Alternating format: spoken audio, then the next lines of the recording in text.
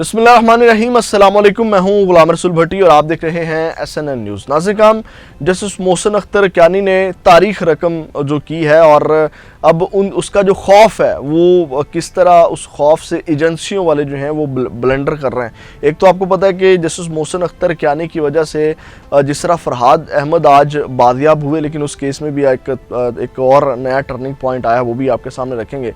लेकिन नाज़िर एजेंसियों ने जो जस्टिस मोहसिन अख्तर कियानी के खौफ से जो ब्लंडर किया है, अब पाकिस्तान तहरीक इंसाफ से ताल्लुक़ रखने वाले एक शख्स को एजेंसियों ने उठाया हुआ था और किस तरह उसको उन्होंने जो है वो डर के छोड़ दिया, ये भी एक बड़ी इंटरेस्टिंग और दिलचस्प कहानी है जो मैंने आपके सामने रखनी है।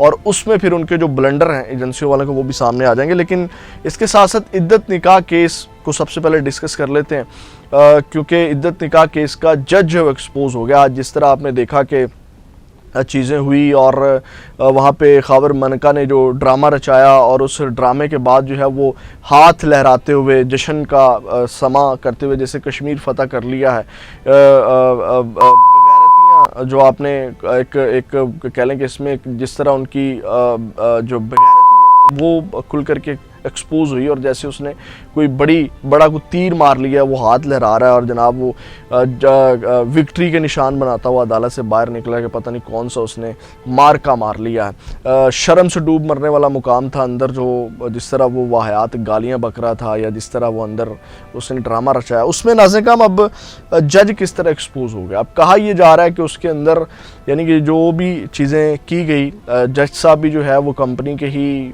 मुबैना तौर के ऊपर जो है वो मोहरे थे और ये मिली भगत से पाकिस्तान तहरीक इंसाफ वालों, बैरिस्टर गोहर ने भी कहा कि ये प्री प्लान तमाम मंसूबा जो है वो किया गया। और उसके बाद जो है वो जज साहब ने, आपको पता है कि उसी ड्रामे के ऊपर जो कहा कि अब मैं केस को नहीं सुन सकता। हालांकि कंट्रोल किया जा सकता था, जो जिस तरह का उसने ड्रामा किया इन्होंने, उस ड्रामे के ऊपर कोई एक्शन जज साहब ले सकते थे, लेकिन उन्होंने नहीं लिया।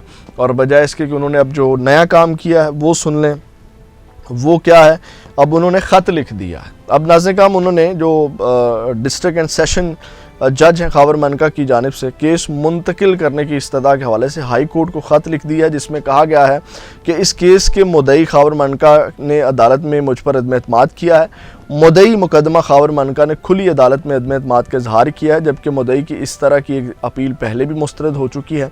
जज ने अपने ख़त में मज़ीद लिखा कि मुद्दई मुकदमा और उनके वकील केस में बिला वजह ताख़ीर के मुर्तकिब हुए हैं। एतराज़ के बाद दरख्वास्त की जाती कि इस केस को किसी और जज के पास ट्रांसफ़र किया जाए।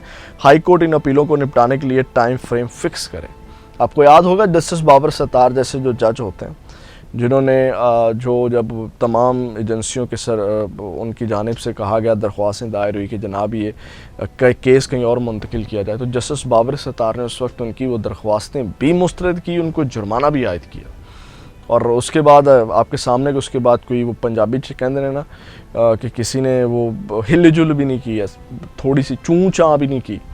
तो ये नाज़िर काम होता है और आज ये जज साहब का कारनामा था। तो बुरी तरह एक्सपोज हुए। एक बार फिर बरकैफ तनकीद की जा रही है भरपूर।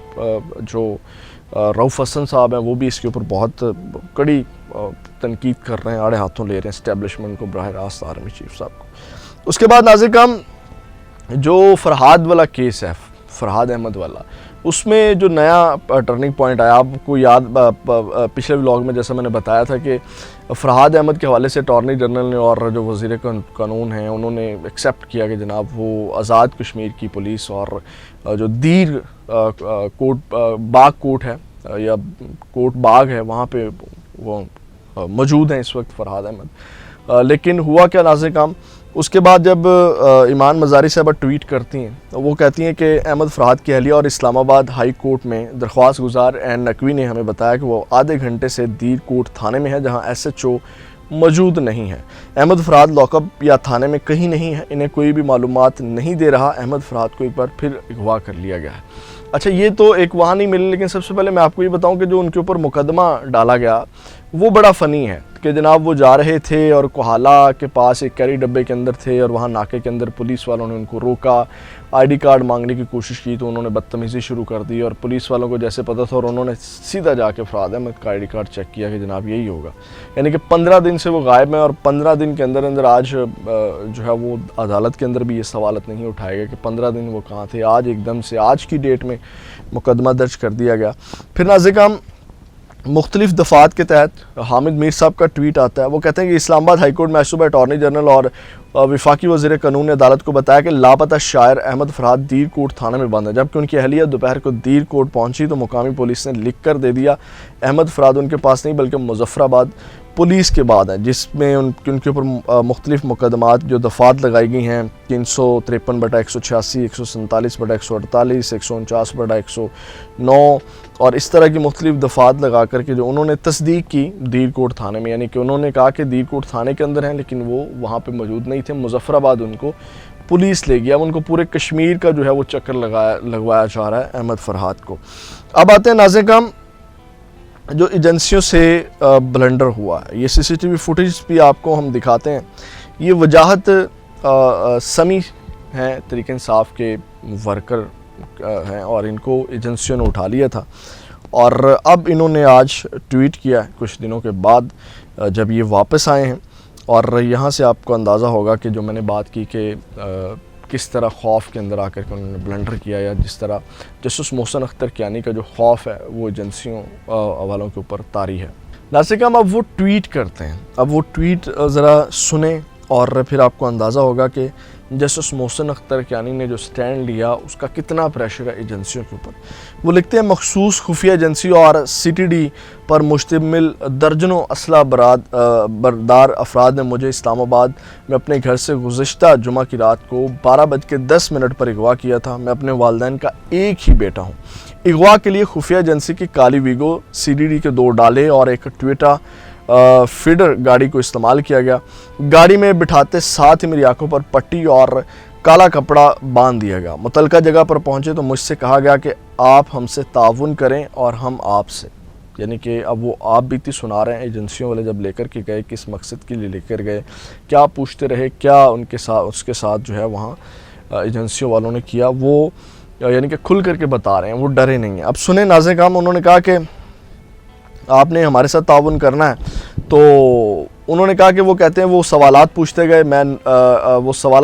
گئے کہ آپ 9 مئی میں کہاں تھے وغیرہ وغیرہ, اور میں جوابات دیتا گیا. پھر مجھ سے کہا گیا کہ آپ ویڈیو بناؤ جس میں بتاؤ کہ میں احتجاج اور سوشل میڈیا پر ریاست پاکستان کے خلاف جو بھی کمپین کرتا ہوں اس کا حکم عمران خان اور پارٹی کی سینئر قیادت دیتی ہے اور معافی مانگو. میں نے یہ کام کرنے سے انکار کر دیا. اور وہ کہتے ہیں کہ جیسے ہی میں نے یہ انکار کیا کہ عمران خان کے خلاف کوئی بیان نہیں دوں گا, پھر یہ سنتے ساتھ ہی انہوں نے مجھ پر بدترین تشدد شروع کر دیا. میرے سر اور جسم پر جوتوں مکوں اور مختلف جو اوزاروں سے کئی گھنٹوں تک تشدد کرتے رہے. تشدد کے نشانات ابھی بھی میرے جسم پر موجود ہیں اور تصاویر بھی ریکارڈ کا حصہ بن گئی ہیں. میں عمران خان اور پارٹی کے خلاف بیان کے لیے نہیں مانا اور نہ ہی ویڈیو بنوائی. بدترین تشدد کے بعد جب میری حالت زار ہو گئی تو انہوں نے مجھے پانی پلایا اور کہا کہ آپ کو چھوڑنے لگیں, اور مجھے آمادہ کیا گیا کہ میں اپنے اغوا کی تفصیلات کسی کو نہیں بتاؤں گا. سب سے اہم بات یہ ہے کہ میری اتنی جلدی رہائی کی وجہ جسٹس محسن اختر کیانی کی وجہ سے ہوئی. ٹھیک ہے, اب یعنی کہ جسٹس محسن اختر کیانی نے جو سٹینڈ لیا ہے, جو اب ان کا پریشر جو ہے وہ آپ کو نظر آئے گا. انہوں نے کہا کہ اگر مجھے رہا نہ کیا جاتا تو میرے والدین ہائی کورٹ میں پٹیشن دائر کرتے, جس کے لیے میں نے پہلے سے ہی ایک بیان حلفی لکھ کر اپنے دوست کو دیا ہوا تھا جس میں لکھا ہوا ہے کہ مجھے اغوا کر کے غائب کر دیا جائے.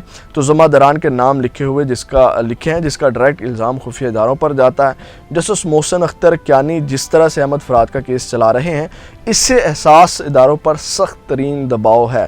میرا موبائل فون آج دن تک واپس نہیں کیا گیا جس میں میری ذاتی زندگی کی بہت سی معلومات ہیں. نہ تو میں بلیک میل ہوں گا اور نہ ہی میں کبھی عمران خان اور اپنی پارٹی کے خلاف جاؤں گا. بے شک مجھے قتل کر دیا جائے, میں اپنے خون کے آخری قطرے تک عمران خان کا وفادار رہوں گا انشاءاللہ. اس کے علاوہ میں تمام P T V workers, social media warriors اور دوستوں کا شکر گزار ہوں جس میں انہوں نے شکریہ ادا کیا. تو آپ اندازہ لگائیں کہ جسٹس محسن اختر کیانی نے جو سٹینڈ لیا ہے, اگر عدالتیں اسی طرح سٹینڈ لیں تو بہت سی چیزیں ہو سکتی ہیں. ایویں کسی کو اٹھا لینا, کسی کی ٹویٹ کے اوپر, کسی کی بات کے اوپر, اور اس کو اغوا کر لینا. جیسے ابھی احمد فراد بیچارہ ابھی تک جو ہے وہ رول رہا ہے اور ابھی تک یہ تصدیق نہیں ہے کہ وہ کس تھانے میں ہے. یعنی کہ پولیس یہی بتا رہی ہے جناب پہلے عدالت میں بتایا گیا دیر کوٹ ہے, پھر دیر کوٹ وہاں پہنچے تو وہاں بتایا گیا نہیں مظفر آباد پولیس ہے. اب وہاں پہ ابھی کنفرم نہیں ہے کہ فراد احمد ان کے پاس بھی ہے یا نہیں ہے.